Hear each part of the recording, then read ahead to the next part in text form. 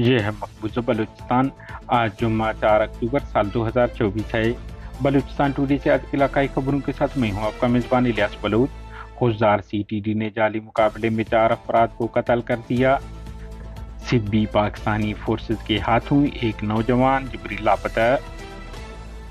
جھاؤ مسلح افراد گھر میں گھس کر ایک شخص کو اغوا کر لیا۔ حکومت نے بلوچ راجی مچی کے دوران چندہ جمع کرنے کے خلاف ڈاکٹر مہرنگ بلوچ کو نوٹس جاری کر دیا۔ BYC گوادر لیویز اہلکاروں کا ساتھیوں کی عدم بازیابی خلاف احتجاجاً ڈیوٹی سے بائیکاٹ کا اعلان۔ پنجگور 2 بھائیوں کی جبری گمشدگی سی پیک چوتھے روز بھی بند۔ شہر میں ریلی نکالی گئی، DC آفس سامنے دھرنا دیا گیا۔ بعد ازاں انتظامیہ کی مداخلت و یقین دہانی پر دھرنا مؤخر کر دیا گیا۔ آواران مسلح افراد کی تعمیراتی کمپنی اور فورسز پر حملے۔ آواران 4 اکتوبر صبح 10 بجے جبری لاپتہ دلجان کی بازیابی کے لیے ریلی نکالی جائے گی، لواحقین کی شرکت کی اپیل۔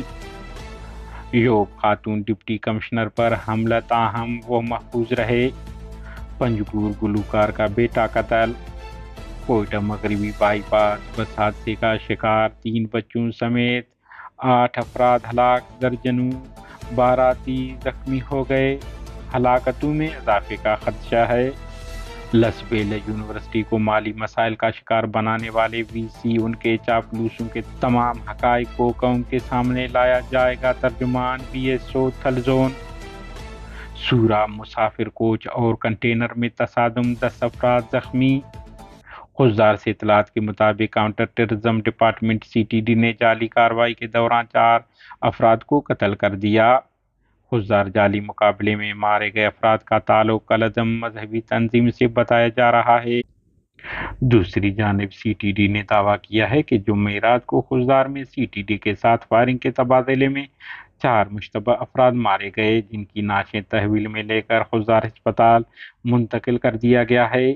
CTD نے واقعے میں مارے جانے والے افراد کی شناخت ظاہر نہیں کی ہے۔ آپ کو معلوم ہے اس سے قبل بھی خضدار سے 4 جبری لاپتہ افراد کی نعشیں ملی تھیں، جنہیں فورسز نے جعلی مقابلے میں قتل کر کے پھینک دیا تھا۔ CB سے جبری لاپتہ نوجوان کے اہل خانہ کا کہنا ہے کہ پاکستانی فورسز نے محمد یعقوب ولد محمد صدیق اور علی گل ولد سیف اللہ رندلی بائی پاس سے رواں سال جون میں حراست میں لے کر جبری لاپتہ کر دیا، تاہم علی گل کو اس دن رہا کیا گیا مگر یعقوب تاحال لاپتہ ہے۔ ضلع آواران تحصیل جھاؤ کے گاؤں جہل جھاؤ محلہ گوٹھ الہی بخش میں 3 روز قبل نامعلوم مسلح افراد نے ایک گھر میں گھس کر الہی بخش نامی شخص کو اسلحہ کے زور پر اغوا کر کے لے گئے۔ کوئٹہ بلوچ یکجہتی کمیٹی کے مرکزی ترجمان نے جاری بیان میں کہا ہے کہ حال ہی میں Balochistan charities registration and regulation authority کے ڈائریکٹر جنرل نے بلوچ یکجہتی کمیٹی کو ایک نوٹس جاری کرتے ہوئے دعویٰ کیا ہے کہ یہ ایک غیر قانونی تنظیم ہے جس نے عوام سے غیر قانونی فنڈز اکٹھے کیے ہیں۔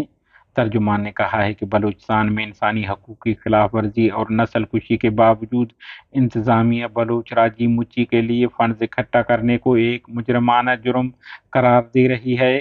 ریاست اور اس کے ادارے بلوچ نسل کشی کے خلاف پرامن مزاحمتی تحریک کا مقابلہ کرنے کے لیے ہر ممکنہ راستہ اختیار کرنے پر اترائی ہے، جس کی جتنی مذمت کی جائے کم ہے۔ بلوچستان ضلع آواران کے علاقہ پیراندر میں نامعلوم مسلح افراد نے جمعہ رات کی صبح حمل بازار کے قریب پاکستانی فورسز کے پیدل گشتی اہلکاروں کو نشانہ بنایا اور بعد ازاں وہاں موجود تعمیراتی کمپنی کے سائٹ کو بھی نشانہ بنا کر 15 کے قریب موجود بلڈوزر، ڈمپر اور دیگر بھاری مشینری کو فائرنگ کر کے ناکارہ کر دیا۔ پنجگور کے علاقہ ڈم میں نامعلوم مسلح افراد نے بلوچی زبان کے معروف گلوکار رسول بخش پنجگوری کے بیٹے عمیر رسول بخش کو فائرنگ کر کے قتل کر دیا، تاہم قتل کے وجوہات معلوم نہیں ہو سکے ہیں۔